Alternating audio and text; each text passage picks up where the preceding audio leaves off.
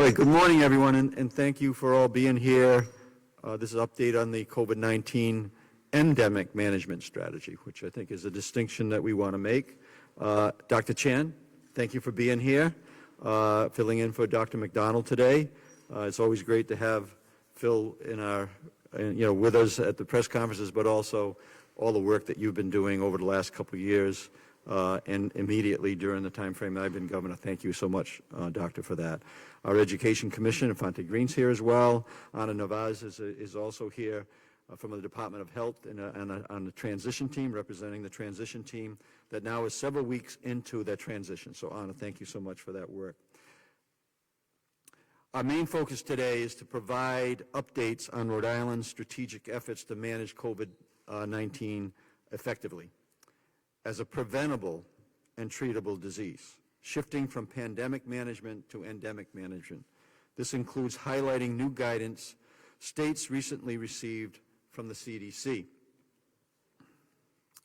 Before we get into the endemic updates, I'll start with a quick look at Rhode Island's current COVID data.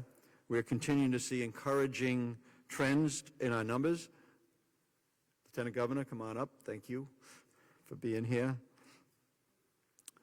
Since the early January peak, cases are down by 98%.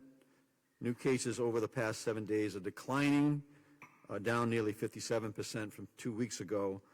Our 7-day average for percent positivity is down 41% from 2 weeks ago. Right now, we're just about 2%, and our hospitalizations have dropped 79% since peaking in mid-January.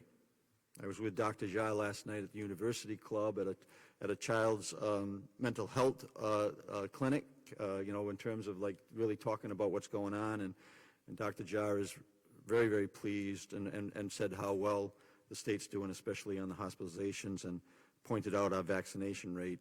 So it's good to have that supported by not only the Department of Health, but also people that we consider experts and nationally. He just got back from the Vatican, by the way, brought in because of his work here, right out of Brown University. So that was great to hear.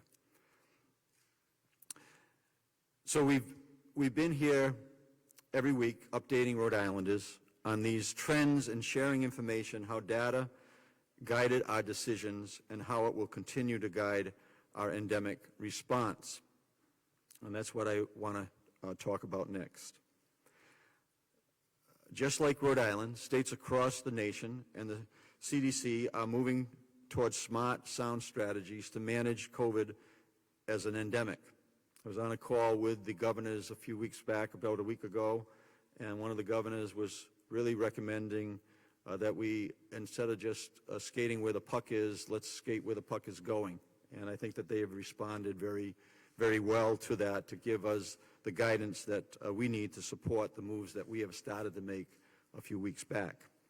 Last week, Rhode Island received new guidance from the CDC related to this nationwide shift. I want to talk a little bit about that now, and then Dr. Chan will get into more detail and the science behind it. The CDC is now using a new community transmission model that considers multiple metrics: the number of new COVID-19 cases at the county level, percent of hospital capacity devoted to COVID-19 patients, and third, the number of new patients with COVID admitted to the hospital in the past week. I think next week we'll have data in terms of during the high peak of who was in the hospital because of COVID, who was in the hospital just happened to have COVID, and who might have been there in the hospital as a result of potentially either or. We hope to have that update to you next week. I think it's a good information to have, especially from a past reference, as we continue to show the people in the state of Rhode Island that we are relying on the science and the data to move us in this direction that we're talking about today. So here in Rhode Island, we will be using this updated comprehensive community transmission model to monitor COVID-19 going forward. Under the CDC's new model, Rhode Island is identified as low community level. This is very good news. Not a surprise to us here in Rhode Island who've been following this data, but it's good to see the CDC recognize that where we are today, this year, and where we were last year at the same time is a world of difference. And the difference has been, in Rhode Island, is the response to the vaccinations. Rhode Island has responded, and the people in the state of Rhode Island have responded better than any state in the country over the last 12 months. And we hope that that's going to continue on the boosters. We expect that we'll be number one on the boosters in short order, and that's our goal, and that's our effort right now. So right now, our team at Department of Health is working to update Rhode Island's COVID dashboard to reflect this update in a clear and simple way for the public to access. We'll have more to share on that soon. New child care test and stay monitor framework, I'd like to talk about that quickly. I know that the child care have been asking us for some support, and I think that we're answering that request today through the Department of Health in terms of what we're going to be doing there. We're announcing new recommendations and support for licensed child care organizations based on the newly defined high, medium, and low community levels from the CDC. This is another piece of our endemic management strategy here in Rhode Island.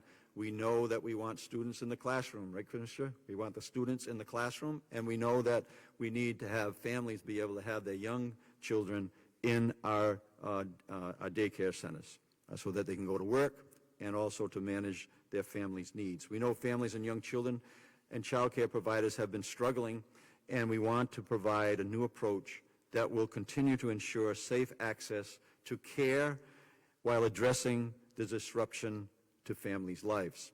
These recommendations are based on science, data, and the best practices. The Department of Health is now recommending child care programs use a test-to-stay approach when the state is at high level, at risk, and monitoring to stay when at low or medium levels of risk based on the new CDC community transmission levels.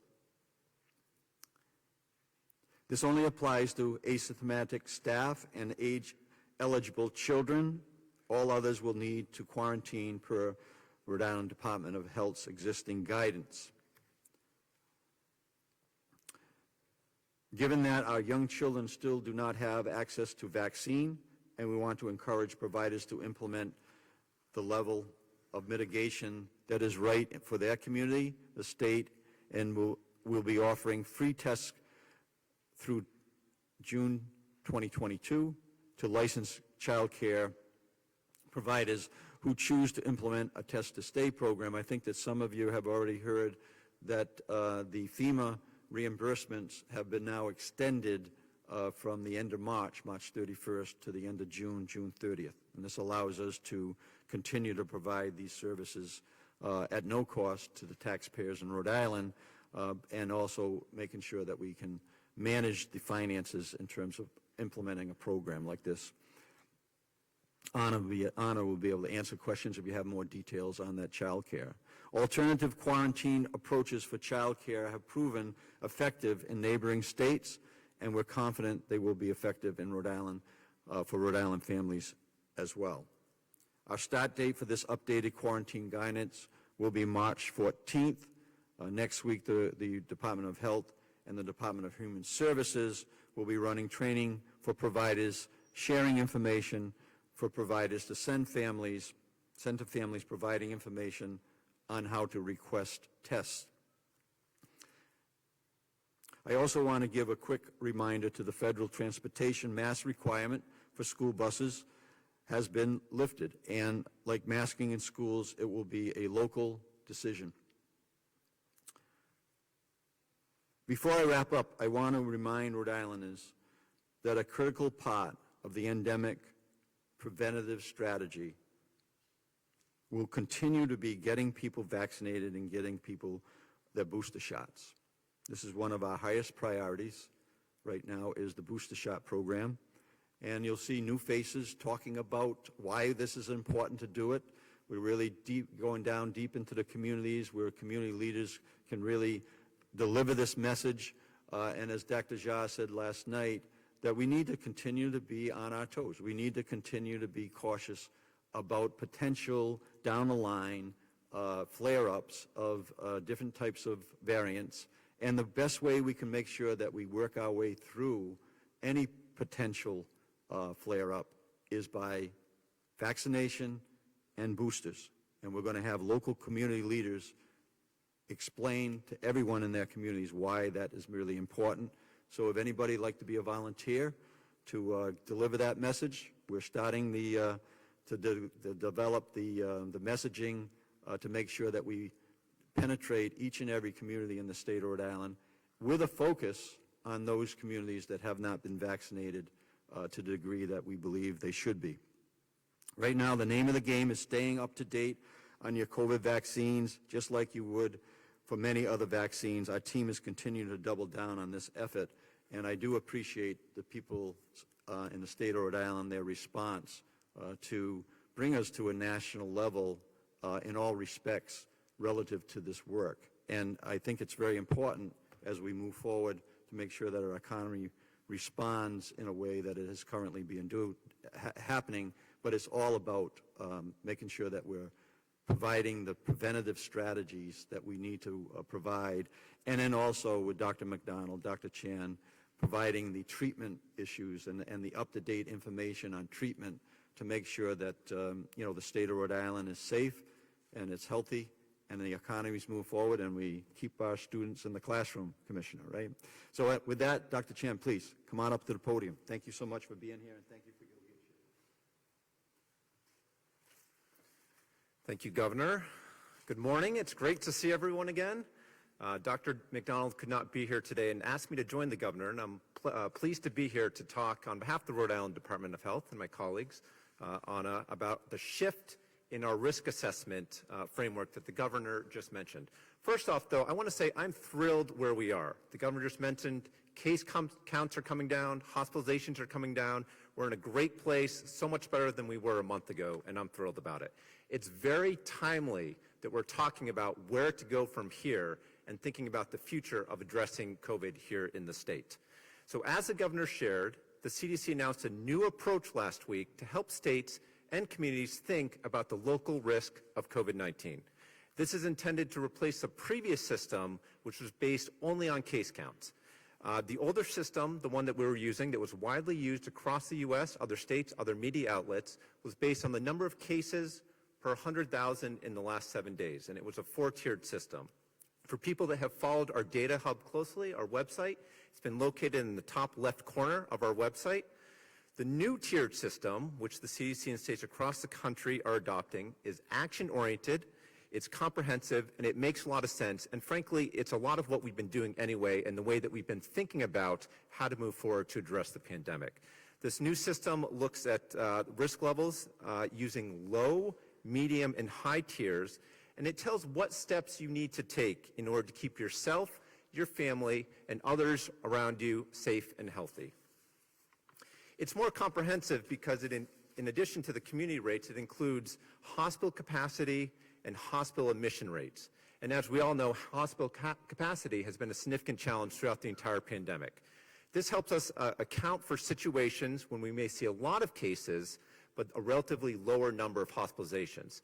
Part of what we're thinking is to make sure to address and keep our hospitals safe, because when hospitals become overwhelmed, not only do COVID patients start to die, but people also have suboptimal care outcomes due to other things. We remember some of those stories about people having to drive, not here in Rhode Island, but in other parts of the country, people having to drive hours away for a heart attack or a stroke because they couldn't access the hospital right in their own local community. These additional hospital metrics also help us account for the fact that many people are using at-home tests, which is a good thing.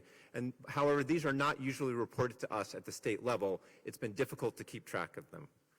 I'll also add that incorporating this hospital capacity metric into a risk assessment level helps us prepare and stay a step ahead, as the Governor put it, stay on our toes of any fast-moving variants that we could see in the future. I think one thing this pandemic has taught us is to expect the unexpected, but the way that we're moving towards is a good thing. It's going to help us prepare for these variants. And for those of you that have watched Biden and the feds, they are coming out with a comprehensive surveillance system, which we are also part of here in Rhode Island, to look for variants and how to address them and try to be proactive instead of reactive. The CDC is looking at these data at the county level. For consistency, we are also adapting this framework at the county level. Because we're not, at this moment, have not been reporting at the county level throughout the pandemic, we are working with the CDC now on how they are pulling our data. However, the CDC's current risk assessment, and this is something I also want to highlight that the governor mentioned, in all 5 counties in Rhode Island, we're currently at a low level of risk. That's a great thing. We're in a good place, certainly from over the last couple of months. In some instances, these recommendations for actions people should take are the same, whether or not you're in a low, medium, or high risk category. For example, everyone should be up to date with their COVID vaccinations. I can't emphasize that enough. The vaccines are effective, they're safe, they work, they prevent severe illness, including against the Omicron variant. Get up to date with your vaccinations. Everyone should also make sure that indoor spaces, school system, others, which we have worked on across the state, are well ventilated. Your HVAC system is up to date. I feel like we've done well in that respect here in our state. However, in some instances with these new risk models, the steps we recommend may be different. And so, for example, when it comes to masking, for people that are in counties that are low risk, there is no across-the-board recommendation for masking. People can certainly continue to mask if they'd like, and it may be a good idea for certain people in certain situations, if you're unvaccinated, to consider wearing a mask. In a county that is a medium risk, people who are immunocompromised or have serious underlying health conditions should talk to their doctors and, again, consider masking in certain situations. For people that live in a high-risk county, we would recommend that you wear a mask in indoor public settings. And again, since these are going to be based on hospital rates and hospital capacities, part of wearing a mask is not just protecting people from getting severely ill or certainly dying. It's also about keeping our hospital system safe and protected and making sure that they can provide the care that we know they can to all Rhode Islanders. For people with underlying health conditions in counties that are medium or high risk, there are some additional precautions that are recommended that you take. And these steps include having a plan. Again, these are for people medium or high risk who have underlying medical conditions, having a plan in place for testing, and talking to your healthcare provider about treatments that may be effective in either preventing or treating COVID, like the new antiviral oral agents that we know are effective in treating COVID. In the coming days, we will be transitioning our data pages, our websites, and our COVID prevention guidance to fit this new low, medium, and high framework. These new guidance pages will give people examples of underlying medical conditions and will lay out specific recommendations for people in each of these 3 tiered systems. With this new approach, we are providing you with the information and the recommendations about your risk level and are equipping you to make the best decision for yourself, for your family, and for others around you. As you exercise judgment for yourself, and I want to also highlight this, I would ask you to be respectful of the decisions of other individuals and organizations. This is just a basic life skill. Be respectful to those around you. The golden rule, it's what we should be doing anyway. You know what your risk level is, but you don't always know about the people around you. You don't know if the person that you're sitting next to may be immunocompromised and may be wearing their mask to protect themselves because they actually may be at risk of getting severely ill with COVID or dying. So please be respectful if someone is still wearing a mask, and if you're asked to wear a mask in certain situations, like clinics or healthcare settings, it's to protect people around you from being sick with COVID. So big picture, the move by the CDC and us here in Rhode Island to start using this new approach aligns with the general shift that the governor and Dr. McDonald have been discussing over the last few weeks in terms of getting us ready to handle COVID as an endemic disease. So an endemic disease is a disease that's here, but that's manageable and that we can address. And that is where we are now. We can make this shift because we are in a much, much, much different place than where we were, certainly over the last couple of years. Besides vaccinations, we also have these effective treatments, multiple different treatments that are effective in keeping people out of the hospital. We have treatments for people who are hospitalized to prevent people from dying. So we're in a different ballgame here. Some of these medications are now oral pills. They're much easier to dispense, much different place, and it's a good place.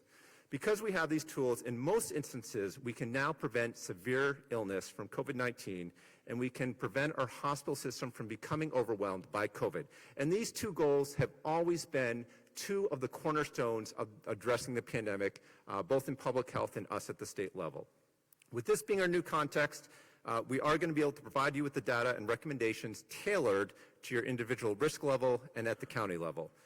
So we can focus our interventions at the state level for people who are at greatest risk of illness. As we talk about people that are at highest risk, do want to remind people that as of March 7th, testing at our state-run sites are now going to be for people who are symptomatic and for people that are close contacts. For people who are asymptomatic, you can still get tested at many places, pharmacies, respiratory clinics, your provider, other sites, in addition, of course, to taking an at-home antigen point-of-care test.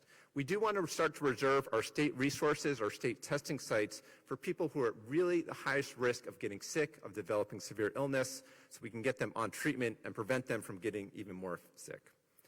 And finally, as I wrap up here, I do want to once again thank Rhode Islanders for your perseverance and patience as we work our way through this pandemic. We're in a great place now. I'm thrilled. We can breathe a little bit easier, but we do still need to stay on our toes, as the governor mentioned, and we are. We have surveillance. We're working to make sure we have adequate supply of treatments. We're pushing vaccinations, but we do still need to stay on our toes as we move forward, because again, the unexpected can sometimes has been the expected during the pandemic. So thank you all. Be well, and I think we're going to open it up for questions. Just a clarifying question. Did the state have to adopt these CDC guidelines, or was this a choice?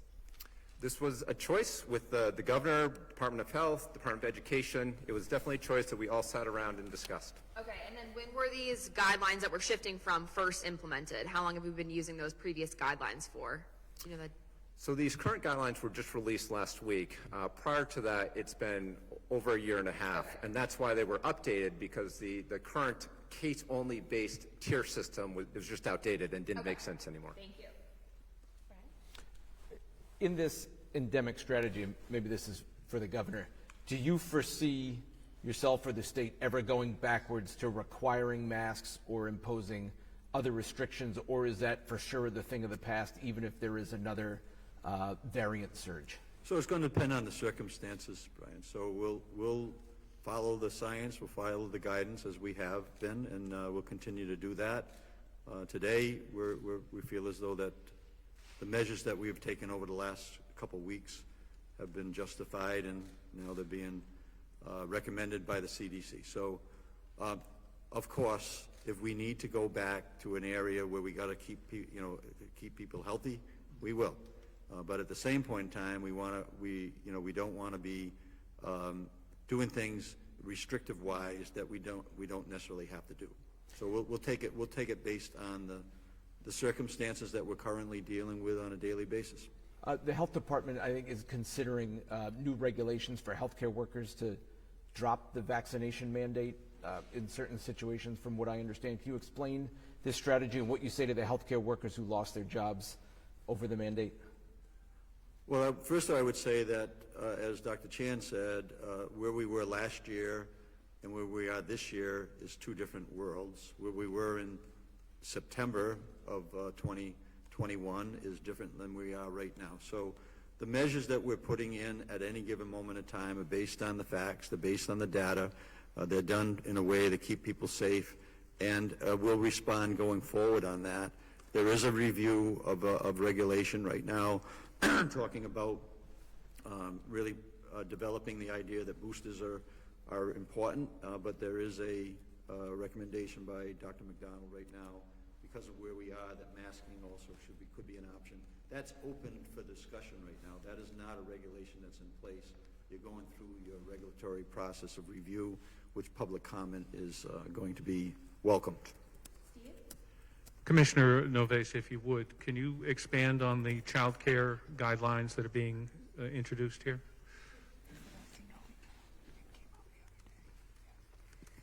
Good morning, everyone. It's an easy way to approach that supports both the staff and the families, as was discussed by the governor. But basically what we are proposing is we have it monitors to stay and test to stay, two different approaches. On the monitors to stay, what we do in case of exposure in the daycare, it's recommending that if we are in a low transmission phase, which we are, is recommending, it's recommendations, not requirements, that that the children and the staff that otherwise would need to quarantine, that they can stay attending the daycare as long as they test, they screen for symptoms for 5 days post-exposure, and then on day 5 they test. So that's the requirement, and they use a mask during that time. If you are in a period of high transmission, the change is that you continue, instead of just monitoring for symptoms, you test on a daily basis before going to the daycare. And, a high level, low level, do you break this down by county, or do you take the state as a whole?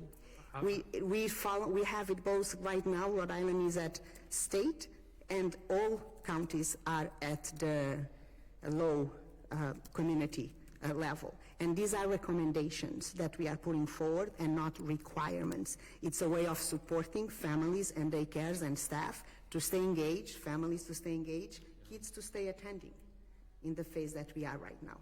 Thank you. Anita? I have two questions. The first is for you, Dr. Chan. If the community risk levels going by county, would Kent and Providence County always be higher in theory since the major hospitals are there? So it's based on where people live. So depending, small state, a lot of people get routed to some of the central systems. So it should not be based on the hospital systems and where those are admitted. So good question. And by the way, we're at low. And so remember, with Omicron, it's been less severe. So even if we see case counts rise, if we don't see hospitalizations rise, then we should still theoretically be at low levels. So that's why this new system makes sense.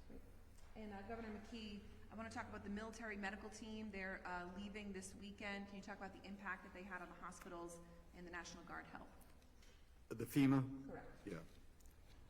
Yeah, so we're very thankful for the response that we received from FEMA at the highest level, the national level, and we thank our emergency management with Mark Pappas for making sure that happened. We were one of the few states who were able to get that help, and I know that when I toured there and welcomed the FEMA staff from all over the country, by the way, and thanked them for that. It was very, very, it reminded me of what happened at the Dunk when we had FEMA doing the shots as we were really accelerating the shots.